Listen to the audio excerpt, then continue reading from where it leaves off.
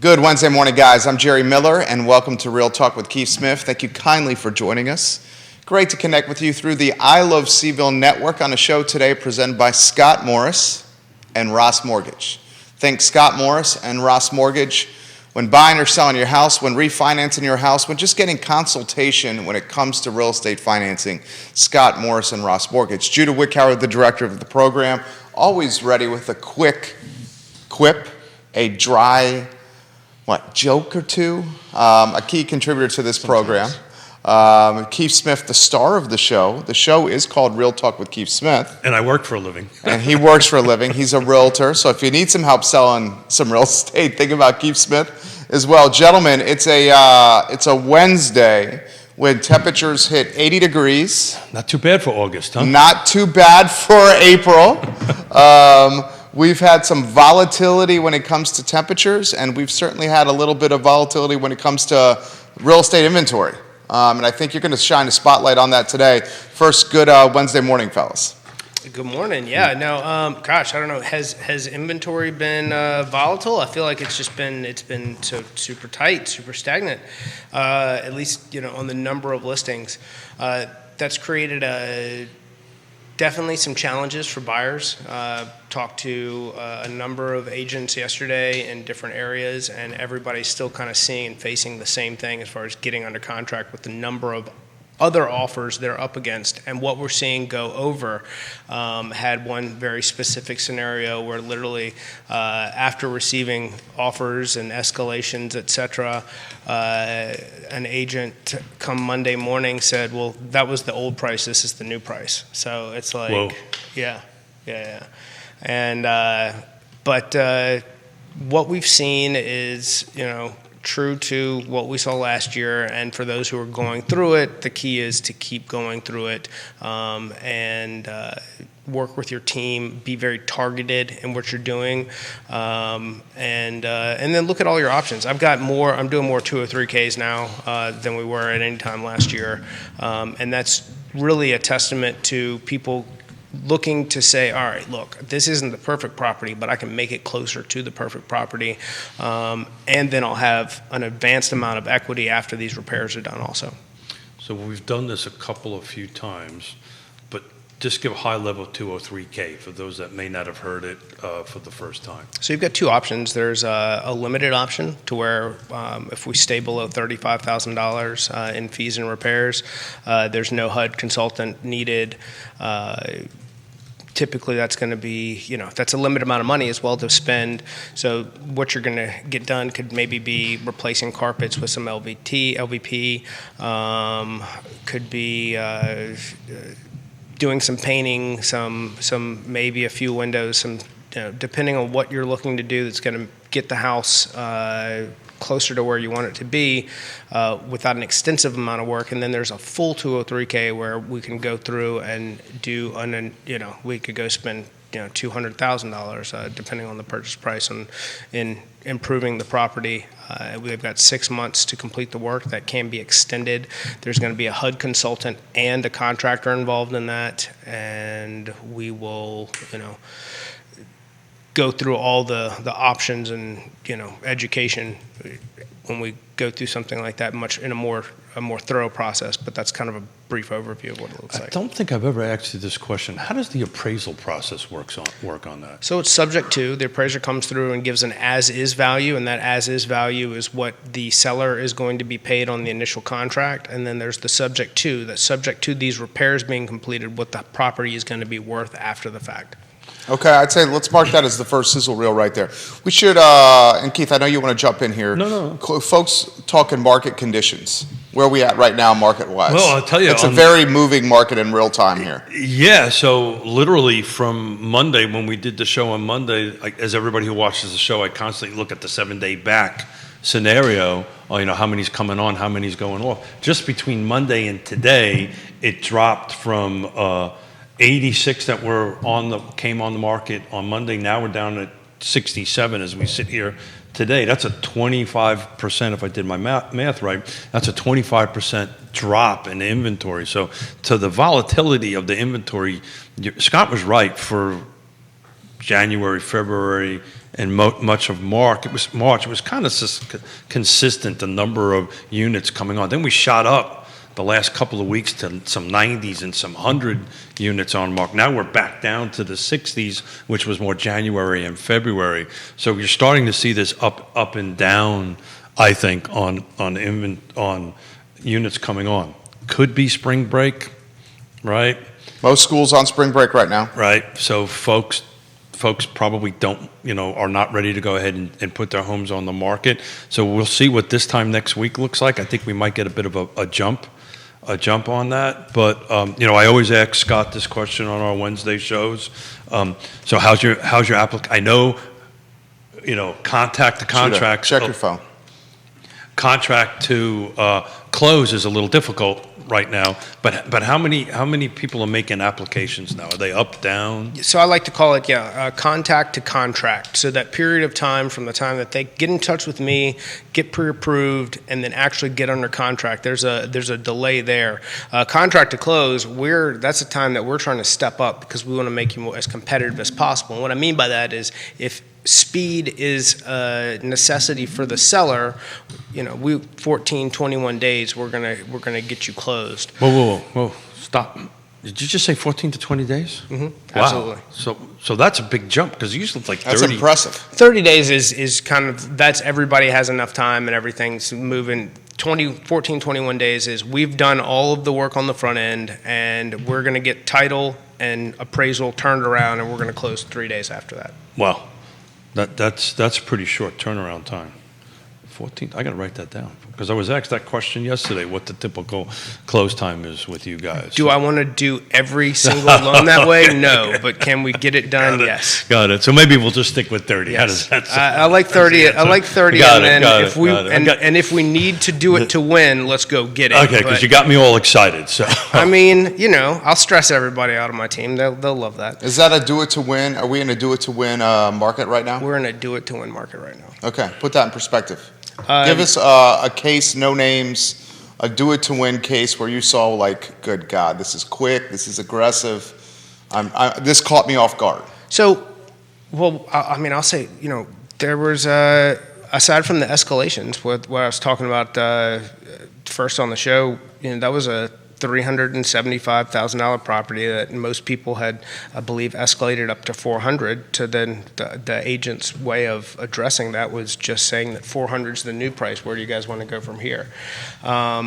There's another property that was $365 that had something like 40 offers on it that went well above, $415, I believe, if I had to guess. So do it to win is going to be a combination of what you put in place as far as any inspections that you want to waive or remove, how fast can your lender get it closed if you're not cash, and if there's an appraisal situation, are you paying a gap and how much of that gap are you paying? Great stuff right there, Judah. Let's mark that timestamp. Here's one from Jonathan. Are either Keith or Scott having deal flow impacted by availability of inspectors or appraisers right now? Oh, wow, great question. Availability of inspectors and I feel like I've seen more appraisers going, hey, is there anything, can you make sure that we're included in your process and add us to it? I've seen more people with the limited amount of inventory trying to be busier. So now, for inspectors, as these things are getting waived, I don't think this is a problem for them. They're doing more of these walk and talks, and appraisers are probably doing more desktops and different, like, not of the norm activities for them. But as far as their availability, that's what allows me to turn around things in 14 days, is that is not a problem. Keith, for you? So, the appraiser side of the house, we generally do not have a direct contact with that. That is usually on Scott's end, unless there's we need to get involved to help with appraised value and so forth and so on, because Scott can't do that. But I will tell you, on the home inspector side of the house, that just went through the roof. We put a cash contract deal under contract yesterday. Out in Earlysville. On Sunday, our go-to inspector, I had a conversation and said, look, buyers flying in from out of state, what do you have available the week of the 10th? I'm wide open. Contract happened yesterday. Emily reached out to him, booked. So it went from, because I couldn't pick a date, right? Because we didn't know we were going to get ratified on it. And I wasn't going to do that to the home inspector. But that's an indication of what is happening, I think, in the last couple of weeks. And on Friday, we teased a little bit on Monday. On Friday, we're going to have a little bit more numbers for it.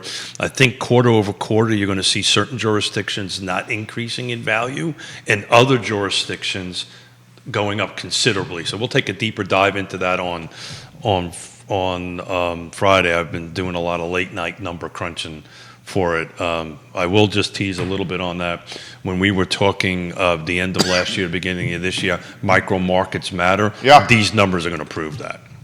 Thoughts on that, Scott? Sorry, I had something going on. It's okay.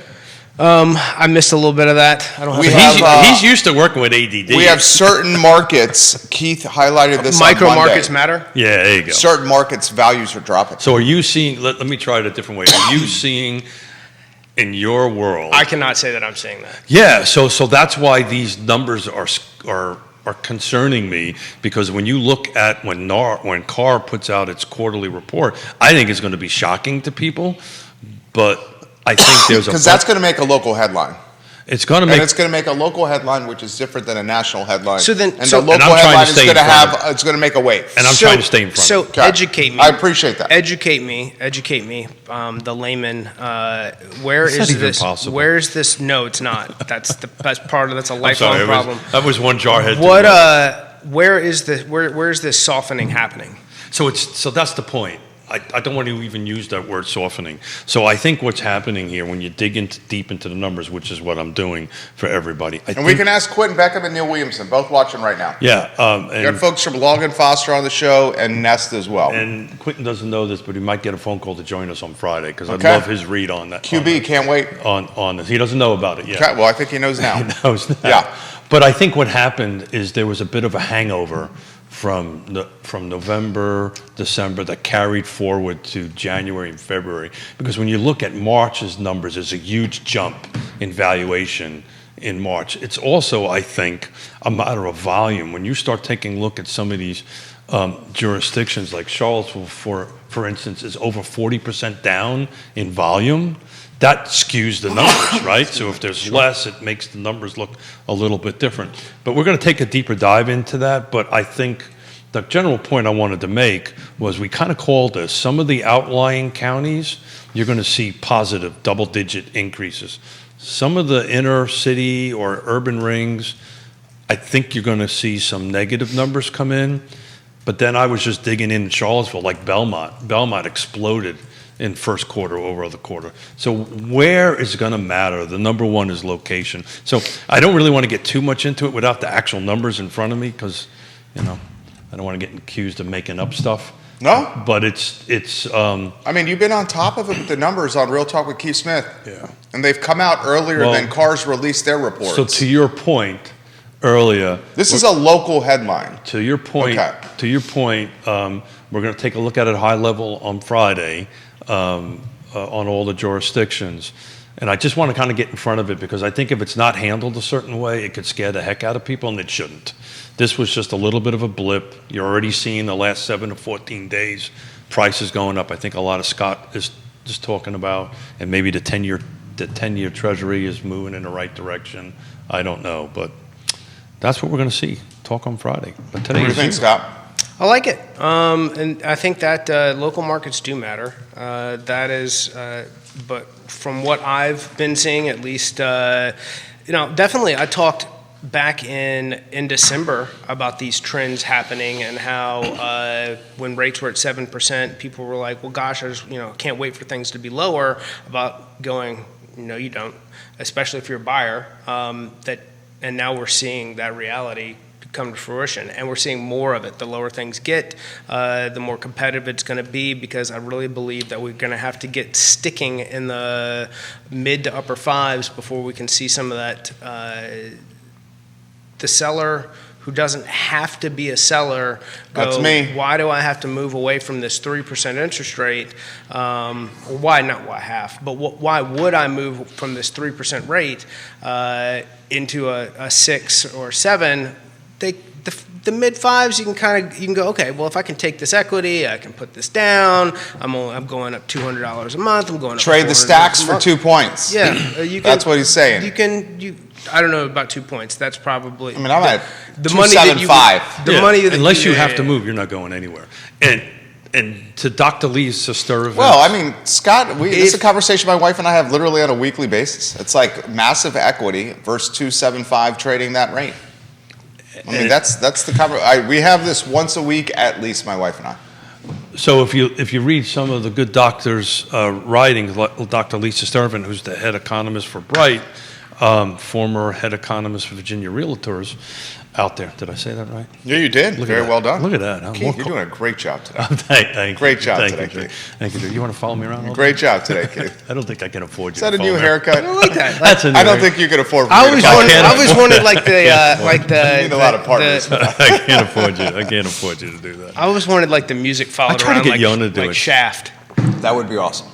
That would be awesome. One of these days, I want to see Scott Morris walking down the downtown mall with the boombox on his shoulder, Hey, Well, that's like 80s. dancing down the mall. The 80s I could see Scott doing that right there. But, the good doctor was saying, and we've been talking about this for a while, that, the premise of our article was like that 3% wasn't a good thing. It's hurting everything. It's hurting the inventory. It's helping the people that got it to stay in it.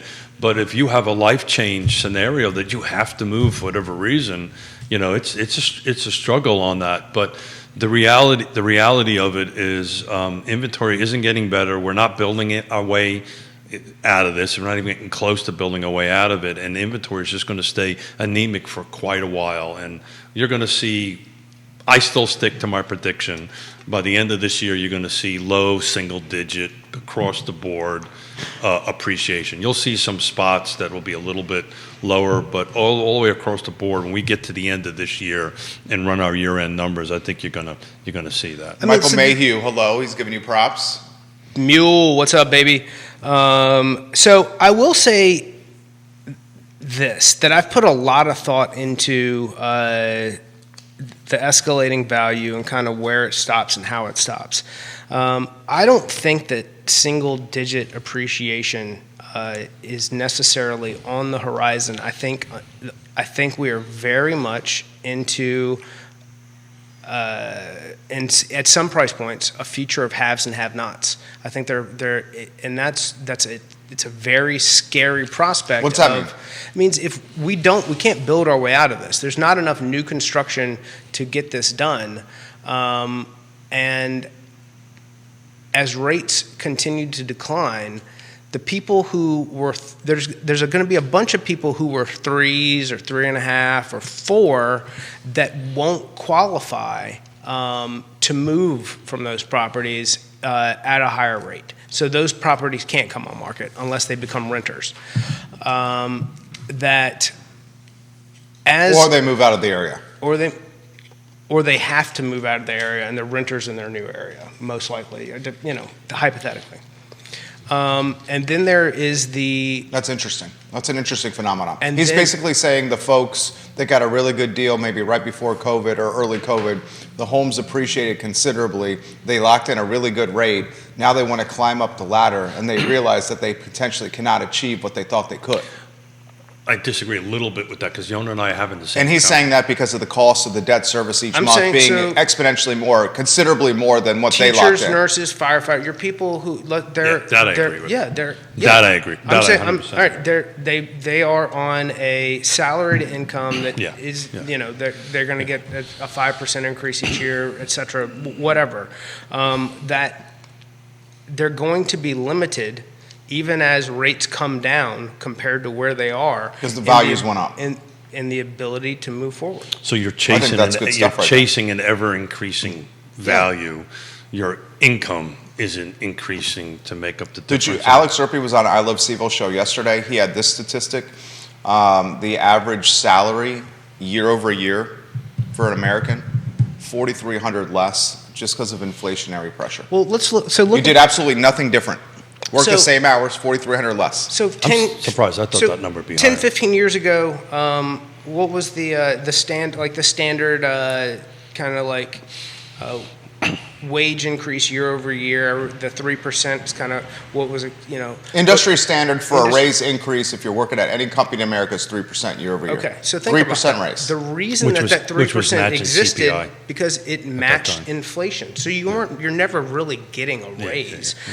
You're being told that we're not going to pay you less than it costs to live in this current environment. So for business owners and everybody who's been going through the past year, what does that mean? Does that mean that in these years that your employees are getting 7 and 8% raises? Most of the time not. But in order for them to keep up with what we're seeing as far as in housing affordability and all these things, that's what I'm talking about, is the dynamic of your salaried individual, community service worker, provider, hero, however you want to call it, being able to continue to climb the housing ladder in the existing market. Yeah. So It's good stuff. So everybody knows I spent a fair amount of my volunteer time on that very subject.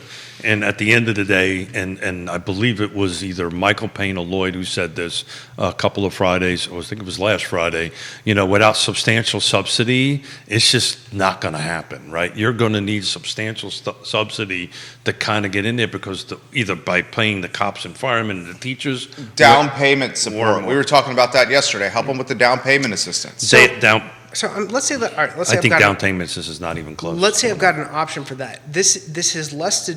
So, one of the goals is getting the non-homeowner into home ownership for a structured, not wildly increasing. Like you don't have to say it's not like with this rental market where it became, well, that was the old price, this is the new price. They're fixed, they own something, they're building equity. Getting those people in the game is one thing. What I'm saying is that for those that have bought in, have purchased something, are building some equity, that the likelihood of, we've already seen that the number of years that they're in a home is extended. It was longer. Used to be 7, now closer to 10. And I think that through the mechanics of what we see put people in homes over the past 3 years, that there's a very large likelihood that a lot of that inventory becomes trapped for longer due to Increasing debt service costs. debt service costs and them being able to take the next step.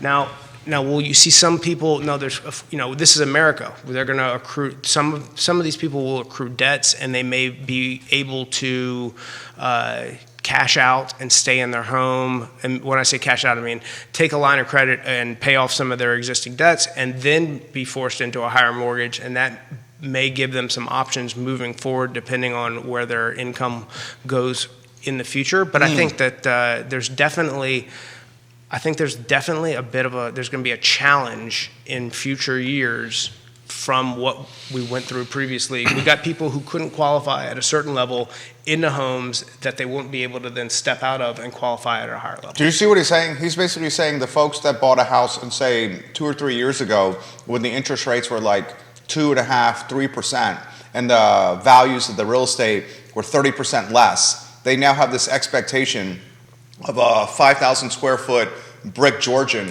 with 4 or 5 bedrooms and 4.5 baths on a half acre with a backyard. And that expectation might not be reality today because the home values and the interest rates are a lot more.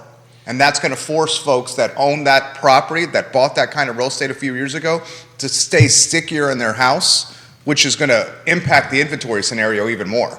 Because these people realize that they got a hell of a deal 2 or 3 years ago, and now those hell of a deals ain't around as much anymore. That's what the dude's saying right there. That is what I'm saying. Yeah. That's a phenomenon that we don't talk about, but that's a real phenomenon. I'm talking to the inventory challenge. That's the keep it up with the Joneses phenomenon. So Which will in turn push valuations continuously higher. 100%. Yes. So And why it will that's push what I'm talking about in a land of the haves and the have-nots. That's a damn good talking point for a talk show right there. And why we'll put valuations higher is because it further throttles inventory. Limiting supply at the same demand means price point goes up. That's what you're saying. That's exactly what I'm saying. And according to NAR, last year, 39% of all the buyers were boomers. That's a 29% increase year over year. And you guys got that sack of money. Which then again pushes adds that first tier. So let's talk about that, because I know those numbers very specifically. And Just another example of boomers punching down on the rest of society. You boomers. I know we suck. Boomers. We suck. You boomers. You boys both got to be careful, because that's the number one demographic now for both your businesses over there is boomers. Yeah, I don't know. We're up 33%. Boomers. We're up 33%. You guys love boomers. We're up 33%. That's all I know. So quarter over quarter. So I can add numbers to what Scott's talking about. So Lake Monticello, cheapest home available right now is $325. I know for a fact, in order to hit 80% AMI on a purchase, you cannot exceed $225,000 in purchase price. You cannot exceed that. And I know that because we did 23 of them last year. Can't even buy in the villas at Southern Ridge for that. Can't even buy for that. So back to the subsidy end of it, we're 100K short.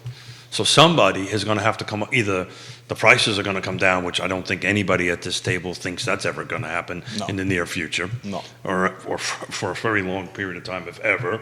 So who's going to come up with that $100,000 shortfall, right? So either they're going to Gift from family. or they're going to end up, instead of 30% of their salary 50, 60? it's 50, 60, 70%, and then that becomes a whole loan to value, That's terrifying. debt to income ratio, and all that kind of great stuff. So to your point, that's going to move on, but they're rolling off of the shelf, right? They're the minimum days on market.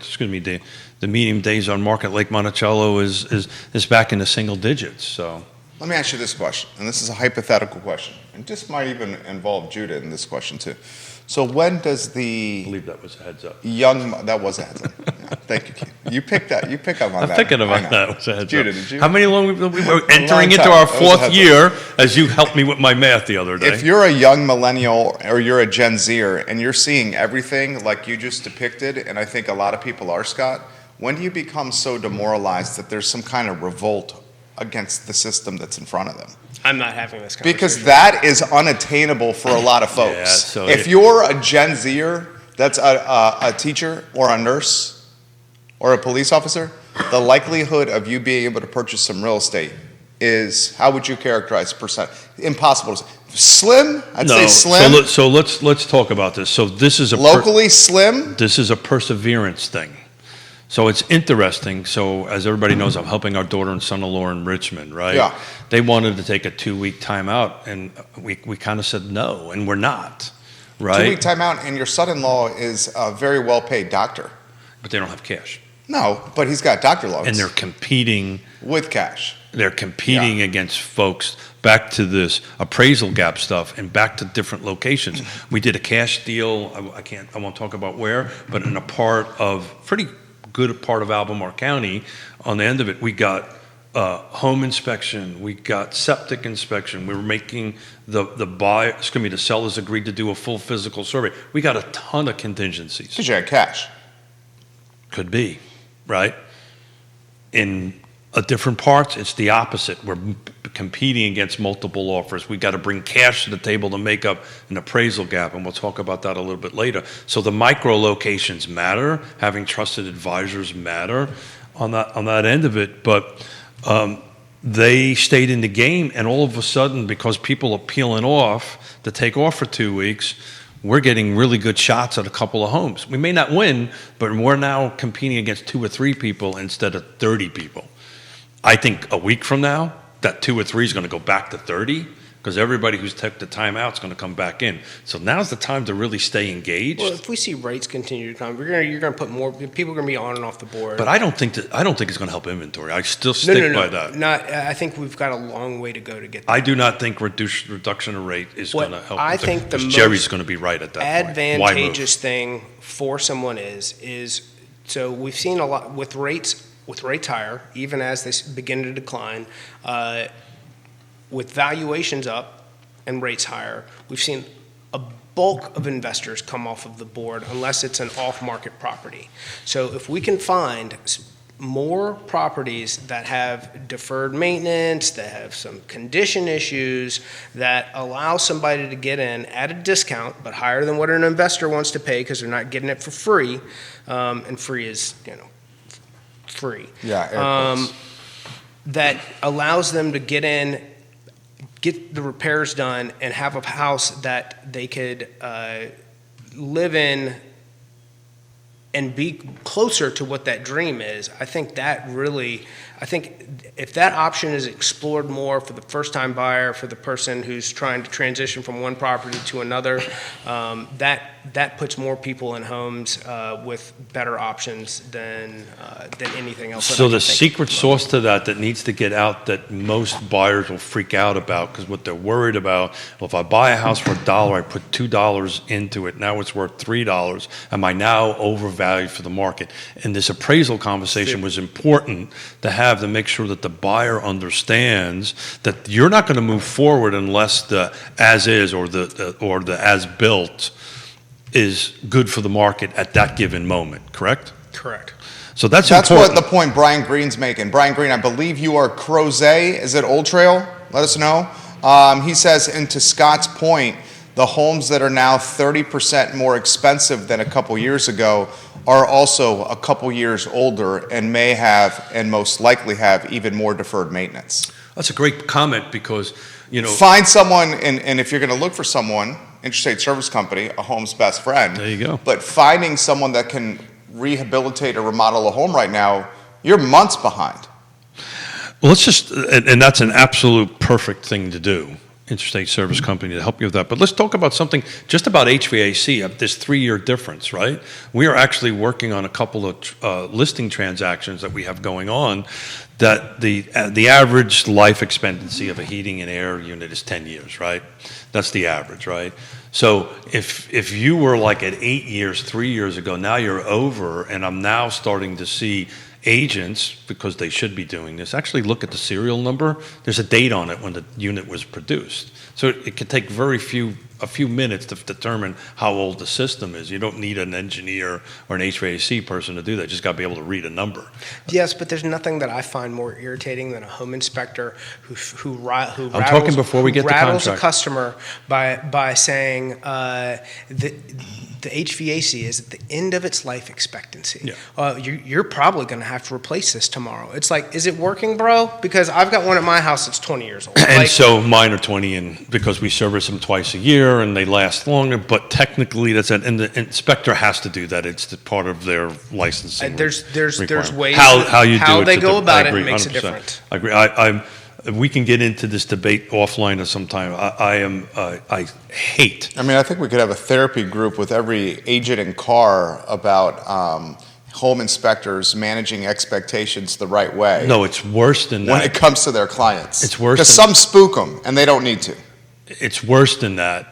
It's the way the home inspection addendum is written is actually that needs to get fixed. But that's a soapbox. Why? Because that spooks the customer? Well, it gives the buyer the ultimate right to get out for any reason, and it specifically talks on the front end of it that the only things that should be inspected are material defects. And to Scott's point, if it's working, it cannot be it cannot be. If it's functioning, it can be utilized as leverage in the deal. But then there's a sign a sentence at the end of it. But the buyer, at their sole discretion, can terminate for any reason. So it's become a real problem. And someday we'll do a debate with Donna and a bunch of other folks about. Love you, Donna Patton. If you're watching Donna Patton, let us know. Neil Williamson, I'll get to this question here shortly. First, Jason Howard. If you can't trade up, he's the king of Rio for Scott and Keith. If you can't trade up due to a low rate, where does that money go instead of the new house's higher mortgage? Upgrades to the existing home, spending on restaurants or other experiences, saving a larger down payment for when you finally can qualify for the next rung on the housing ladder? That's a great question. So Yonna and I are in that. That's a great question. Well, let Scott tackle it first. So one more time. He's saying if you can't trade up because the debt service is that expensive, and check out excellent work, Judah, because the debt service is more expensive, where does that saving go? The folks that got the 2.75%, the 3%, that got the good deal on a home that's 30% less of where the market is now, 3 points lower than where the market is now, does that additional income find its way into the local economy? If so, how? Does it go into investment property, money on Main Street with coffee shops and restaurants? Where does it go? I mean, I guess that depends on your individual person or family and how they have their expenses set up. Certainly, there will be people who retire at earlier years than others, and there's people who like having, all the things all the time. I think that's too broad of a brush to paint with for each as an individual. I'm talking about as across the board. I think there is a group of those people who are always going to be challenged based on fixed income. There'd be people who also, the police and fire who in their spare time run a construction business. Like there's income outside of the norm. Certainly for every one of those, there's probably 3 or 4 that don't do that. So that goes, I don't know how I answer that question. As the son of a New York City fireman, my father always had 3 or 4 jobs, and that's what you needed to do because you sure as hell weren't doing it for the salary on that end of it. It's interesting, and this may be this 39% boomer thing going on, but Yonna and I are having the same conversation. A property around the corner for us went under contract for $700,000, and we're putting an apartment in our basement, and we were having this exact debate yesterday, actually. Should we spend the extra $150,000? I don't think you should.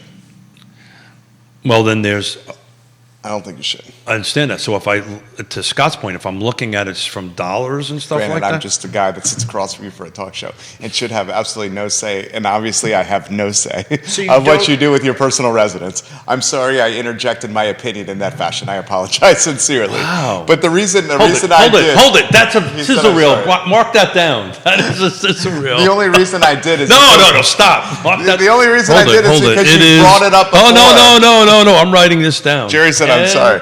10:55. Well, give it 10:54, Judah. The time is different. It doesn't go by the clock. It doesn't go by a clock. It doesn't go by the clock in your watch. Got it. But it's a rough estimate. 3650. 3650. There we go. Judah Wickhauer's been waiting 12 years for that sizzle reel. And I want that emailed to me, and I'm going to play it every couple of minutes. Thank you. The only reason I interjected was because you've brought it up in the past, the $150,000 basement apartment. Yeah, so to your point, prior to that $700,000, I was thinking, am I pricing myself out? That's what you were thinking. Yeah. But now I'm not. Oh, no, the comp down the street justifies the 150 on the basement. But as Scott knows, because he knows my family very well. What, if your parents move into the house with you, then... Well, this is a real thing. Oh, I know it is. So this decision is not necessarily a fiscal one. No. Right? Now, we're very blessed to be able to do this. Absolutely. But this is a fiscal thing. But you also got to think about it because prior to that sale, I was like, oh, man, do I really want to do this? Now it's a different story, right? It's a different story. And the scenario would be his parents sell in the lake. They also live at Lake Monticello and move into a $150,000 super deluxe in-law suite basement apartment where they wouldn't have to see Keith in his tighty whities every single day. Oh, I'm supposed to wear tighty whities? I don't want to know. No. So let me finish this. As my mother refers to it, Tina refers to it. You're not freaking sticking me in the basement, are you? Yeah. Yeah, Mom. I love you, in the Tina. basement. So, I mean, when you look at the lake in general, $700,000. Can you believe that? 6 years ago, if you were a super nice new build on the water, you were $600K. There you go. And now those same houses are selling for $1 million. Yep. So we've had a home trade on the water over $1 million this year at the lake. Yep. I know, which to me is, bonkers. No, that's because we've been there. It's because I grew up there. Yeah. Like, He's not throwing shade. It's just because he grew up there. You're not throwing a little bit of shit. Yeah. But the point that I'm trying to help you. Give you an out right there. I'm just like You're flabbergasted about your statement. I can't get it past my little brain. Thank you so much. Flabbergasted. Doing that, and I almost wore that shirt today. So How about this from Kevin? Kevin, often the bear, and Kevin, we kid because we care, and we certainly appreciate your viewership. He says, where does it stop? He says a quarter acre is going to be nearing $1 million in the city or the county. So where does it stop? Is what he's saying. Spot on to the conversation Yonna and I had yesterday. He said every 900 square foot home in the city on a quarter acre cannot be $1 million. Where does it stop? When does it stop? stops when the market no longer supports it. It stops when people stop buying it. No, I get that. Yeah, but yeah, when does that stop? But when does that happen? Yvonne, When does that happen? Where are the mechanics for the ceiling? So and how much inventory continues to exist. So more inventory stops it. You're not going to get more inventory on the land, and then upzoning in the city is only going to all these density things. I know they're saying that they're doing it to make things more affordable. And my opinion is you're going to make units more affordable. You're not going to make the land more affordable. Dude, 100%. You are so obvious. Yeah, you are. And because the land has an opportunity with upzoning, the land's going to be more expensive. So the person that buys the land has a higher debt service clip or a more expensive barrier of entry. So because they have a higher barrier of entry or more expensive debt service, they have to do something that drives profit to cover that debt service, which is going to make whatever they create more expensive. And you might want to. This is so obvious. Is this not so obvious? I got the Captain Scott? Obvious socks I on. mean, I'm not very smart. This is so obvious. You might want to tease the Friday after Easter. And then the crappy part about it is you're just going to have, I know, this is the kind of stuff that pisses me off. This pisses me off. The crappy part about Hey, this Judah, is how you doing? you're just going to have a bunch of more folks here that can afford the more expensive things. And it's So just going to be busier and more crowded. Hit the air brakes. Don't you think? Yeah, but so the one thing that Charlottesville isn't seeing will be constraint, or there'll be more winner, or there'll be fewer winners and more losers in the restaurant mecca that we have here. No doubt, because there's not going to be any labor. Yeah. No one's going to be able to afford to live here. And so you'll see that, or you'll see more food trucks. That'll be kind of a piece of the puzzle there.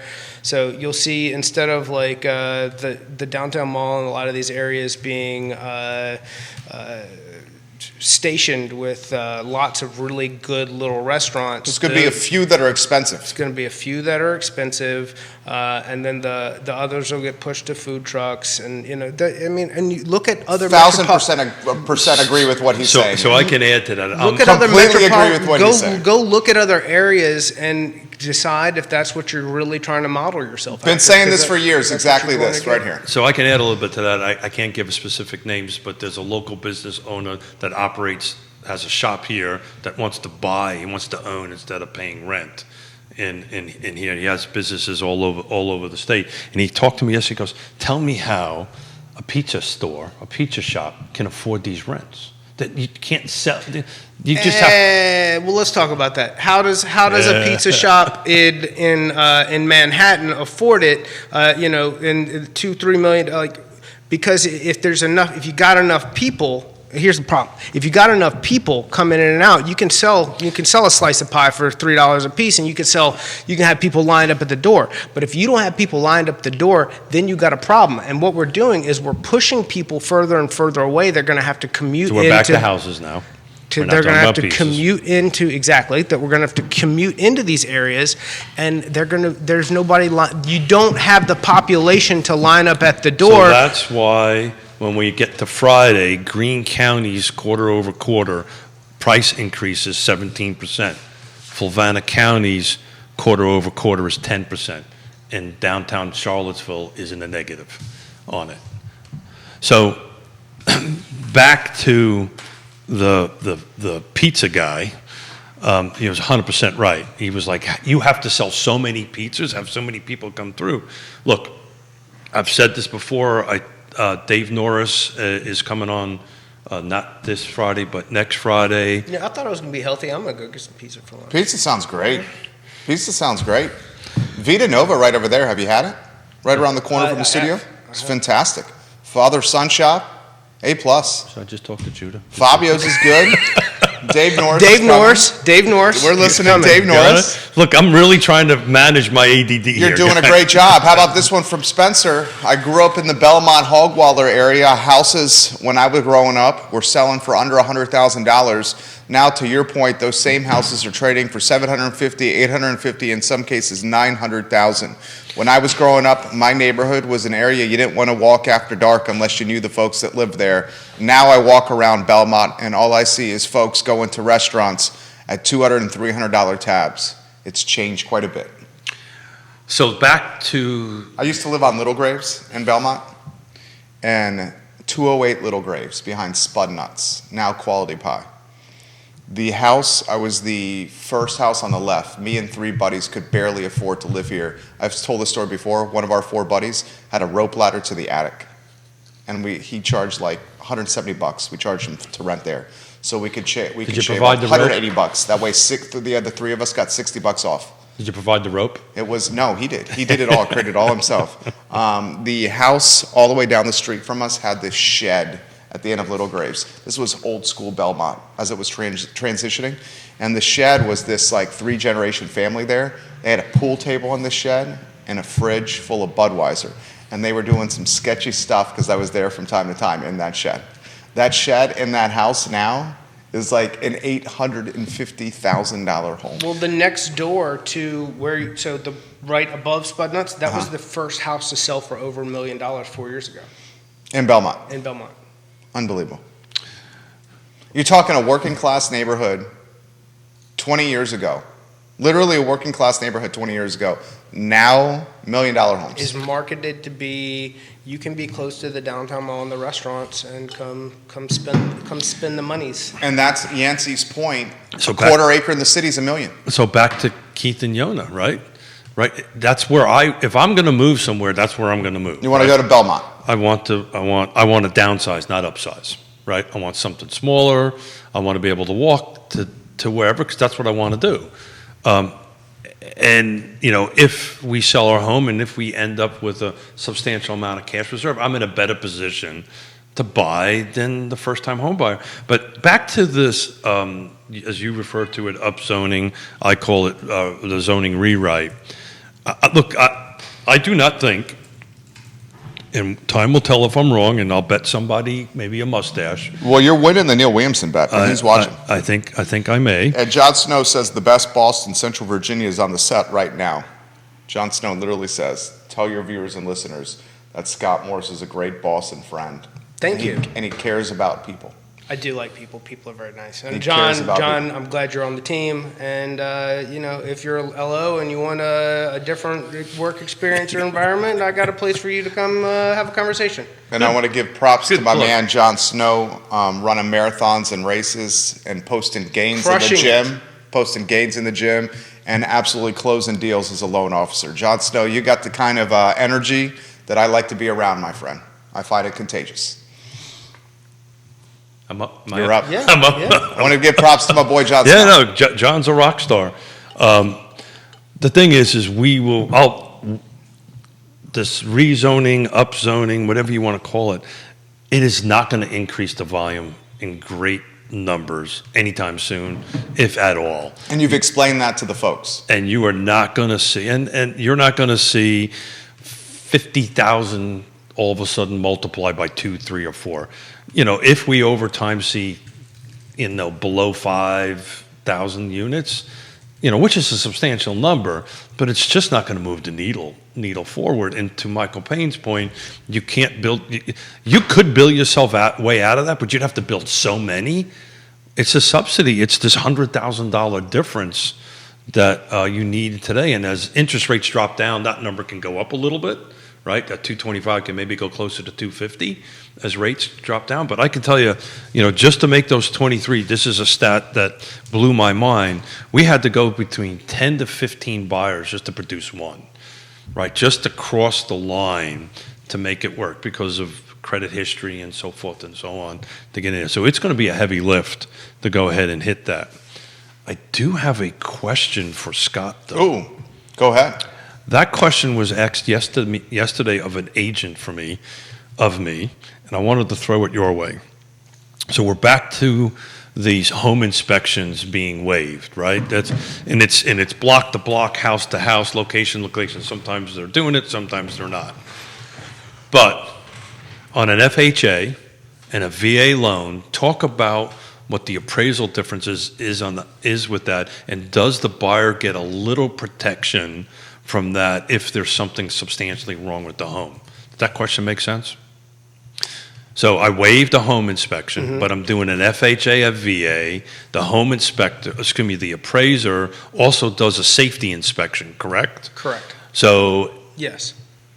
well, They're looking for educate items me. that they could consider unsafe. So peeling paint, loose deck boards, exposed wiring, broken windows, items that could be related to safety or condition to a certain extent. So they walk in and minimal. there's black mold on the wall or something like that. Black mold on the wall Interstate Service Company. would Interstate probably, Service Company. would probably result in them requesting that someone licensed, not of their level, come take a look at it. Sure. Most of these items will.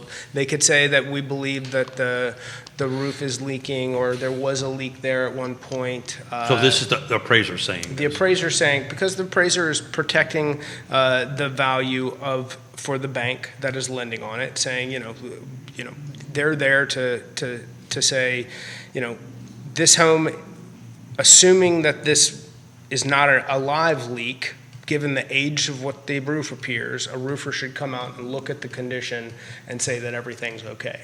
And if the roofer says no, what happens next? Then they're going to say that this house is worth X value, subject to this repair taking place. So then the reason I'm bringing it up is I'm wondering what impact that does on the seller, right? So the veteran, I know for sure, has the right to terminate the contract at that point. Is that correct? Correct. Right.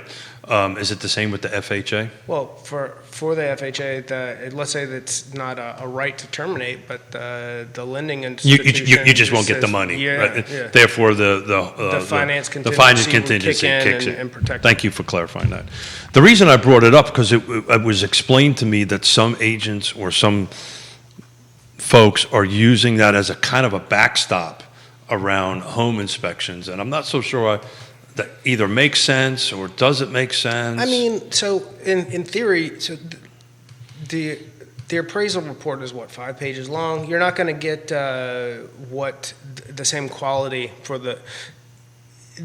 My belief is that they should always at least get for informational purposes only, get a booklet that shows where your water turnoff is, where all of these things are, so that, in that moment of crisis, you can, when your water heater starts leaking and you're going, where did I put this booklet that's got where the water shut off is, because they don't remember. There's the things that people aren't going to remember, and it's nice to have that to refer to, and then be able to go through and see what a lot of the stuff looks So you're getting on my soapbox because I hate the term for informational purposes only. If you do not cross out the right of the buyer to terminate the contract, then it is a pass or fail. So if you we're bidding, when we're helping people and bidding for informational purposes only, I put in other terms. This is for the informational purposes of the client only. We do not wish to use it to terminate. We cross out all that kind of stuff on it. To your point is it's I'm just talking about an education for a home. Yeah. Oh, totally. Well, I am not here to say that I am I the agent write a contract. That question kind of put me on my heels a little bit, and I thought I'd ask you of it. I just wasn't exactly sure how to respond to it. In theory, it's not a bad thing. Do I think it gives enough information to the client? No, but is there an existing out there? Yes. Do I think, but then we get into this whole bias of financing bias by listing agents saying, I don't want to accept that offer if this is what everybody out there is doing. That's exactly right. So That's exactly right. But that my number one question when I even suss that out. So one of the things that I like to instill in all my partners and clients is that I am going to call the listing agent upon you making an offer and talk about strength of buyer and all of the reasons that you are number one. But if That goes a long way, if I for a second kind of have the inclination that they go, oh, well, this is VA, and I feel that there's like them poo-pooing that at all. Well, what about the appraisal? Are there things that you're not telling us about the house? And the number one answer is, oh, no, of course not. Then what are you worried about? Yeah, so what you're referring and to. if this is escalated up, I've got the ability to go around the appraiser, go to the VA, and talk about why this property is unique and special, along with comps that I'm assuming that you're going to be able to provide me, being that you know that it's worth this much money, and get a reconsideration of value outside of just what the appraiser is coming up with. Nice. As vets and as disabled vets. And that's why you guys want to work with a guy like Scott. I hate that. I absolutely hate that. You go to the bat, is what he's saying. 100%. That's why you want to work with a guy like Scott. Here's a very interesting comment. Grayson, I appreciate you commenting on the show often. And he does more on, Grayson, why are you doing more on Real Talk than the I Love CVille show? Just throwing that out there, Grayson. He says this. Probably eating lunch. You guys often talk about the difficulties for first-time home buyers, but why shouldn't the narrative also be those of us that are homeowners are appreciating more equity and have a better opportunity to retire like we want? He's basically saying this is not a bad thing. So, yeah, you're right for some of you, but I think, again, I will repeat, that goes back to the question about where does all the other money go, and does it go back into the community, to coffee shops, to restaurants? Are people planning better for retirement? Yes, some people are gaining more equity. Some people are going back into the equity of the home, either for repairs of the home, for credit that they've liabilities that they've grown over the years. Some people are going to be able to do that, and some people are not you. And this is, that's kind of a theme that we're going to continue to see, given that the people who don't gain that equity with the ability to retire, at least will have the option to use some of that money as a parachute to help get them out of credit problems as they come along with the rising interest rates that we're going to see. But I think you're going to see more of that in the short term than the long term, but not everybody is Grayson. Not everybody is a responsible, meticulous retirement building machine. What do you make of that comment? So, that's a Captain Obvious thing, right? Because otherwise, that is, truth, the truest thing that's ever been said on the show. But I want to go back to this 3% because, and it took me a little while to register this, but we're actually helping a couple of sellers that are exactly having that same conversation where they're saying, hey, I'm at 3%. I got to sell, but I don't know. I'm afraid to buy. I don't know what to do. I actually created a spreadsheet that we're sitting down with folks at their kitchen table. I did one yesterday, and we're saying, okay, great, time out. Let's take a look at it. You bought the house 5 years ago. It's appreciated X amount of dollars. This is what you're looking at. We talked to Scott. This is, if you bring this amount of money down to that, where are you ending up with the dollar, what you're paying per month? And a couple of them a little high, a couple of them a little low, but there is some math scenarios there where you walk away with enough capital from the sale of your home, assuming you've been there long enough, right? If you bought in the last 12 to 24 months, that's not going to happen. But if you've bought before that and you have a little bit of equity and you can bring more cash to the table to buy, and depending what your loan amount is, it might be pretty close, and being willing to take that step. And we've actually done that with a couple of folks, and they've made that step to, okay, now we're going to put the house on the market and let's go find something. Because, it was a very low percentage difference on their monthly payment because they brought so much cash to the table. So I know this is a math formula that you have to figure out. This is why you need trusted advisors. Pull down the tab at Keith Smith. RealTalkWithKeithSmith.com. Pull down the tab and do that. You're staring at the feed, so that means there's a question there. The comments, people just appreciate the discussion. Cool. And multiple folks are somewhat dispirited and saying it's never going to stop here. Yeah, that was a conversation Yonna and I had yesterday. I mean, this is business. We were like, okay, if we're going to put 150 grand in, is the 700 the cap in my neighborhood, or is it going to be 710, 720? What's going to happen? So, I think but we're paying down our principal so rapidly, it doesn't matter. With the basement, the improved, the larger lot, that continues to see exponential growth, and all of the original ranchers that came in the early 1980s, those have a limited amount of growth as far as. But you're seeing a lot of renovation work on though, a lot of extensions, putting on a lot of growth in it. To Scott's point, my neighborhoods. I think the improvements there are going to be less. There's less appreciation value to those properties than the larger home that's what people want. I think the dollar amount would be higher in the smaller homes. I think my dollar amount would be less. I find it hard. Why do you think that? Because of the number. To Scott's point, I'm in a bit of a unique neighborhood, right? I got 1 acre. I've actually got 2 acres inside of Lake Monticello.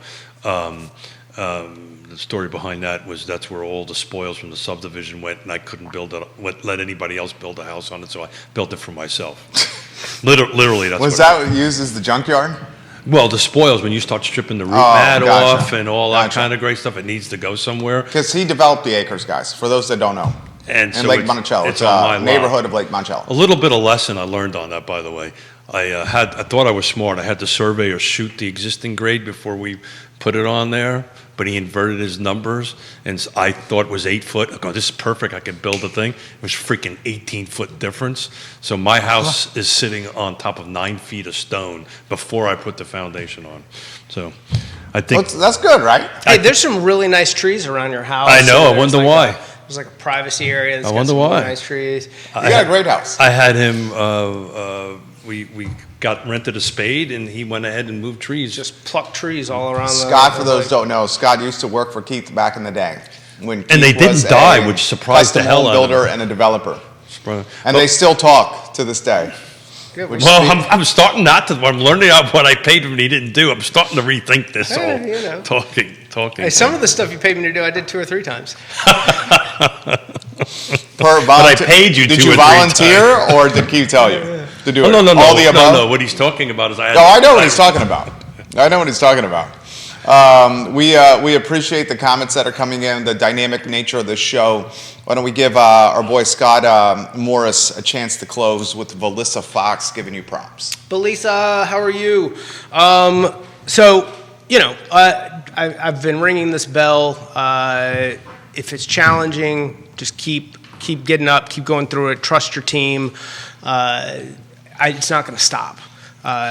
There's not enough inventory to support a less challenging environment, and as we kind of continue on this trajectory, a downward trend of rates, we're gonna put more people on the board, and it'll continue to be competitive. Just know that there's some options out there for you, and if you've got, if you're in a situation where you're renting somewhere, we can explore finding a property that has some conditions or some deferred maintenance possibilities where we can get a deal and get some work done with a renovation loan that can open up your options and give you some things that you might not get if you were searching for them brand new in the first place. Well said. Scott Morris, Ross Mortgage's finest. Keith Smith. To your point, as we've been sitting here, 2 went off of the new and went into pending. So new on the market went down by 2, pending went up in 2 in an hour and some odd minutes. But to Scott's point, persistence pays off, and it will. We just to speak of our daughter, she texted me something as I was sitting here. She seriously wanted to take a look at a 650 square foot house in Richmond that's on the market for $350. 650? 650. But she's got a child. No. So as a trusted advisor, AKA father, no. We're going to keep on going. Keep on going. Keep on keeping on. Keep on keeping on. Keep on keeping on. Judah Wittkower, Keith Smith, Scott Morris. My name is Jerry Miller. This is Real Talk with Keith Smith, presented by Ross Mortgage. Find Real Talk with Keith Smith online at realtalkwithkeithsmith.com. The I Love CVille show is up in approximately 1 hour. Take care, everyone. Friday, some numbers and maybe some bunny rabbit ears might be on set. We'll Friday, see. the Easter Bunny is coming, and Well- the following Friday is Dave Norris Dave and Norris. Deshaun Cooper. That's exactly right. Fantastic. Judah, thank you. We'll catch you guys in 1 hour. Take care. Bravo. Bravo. Let us know when the mics are off. What's the...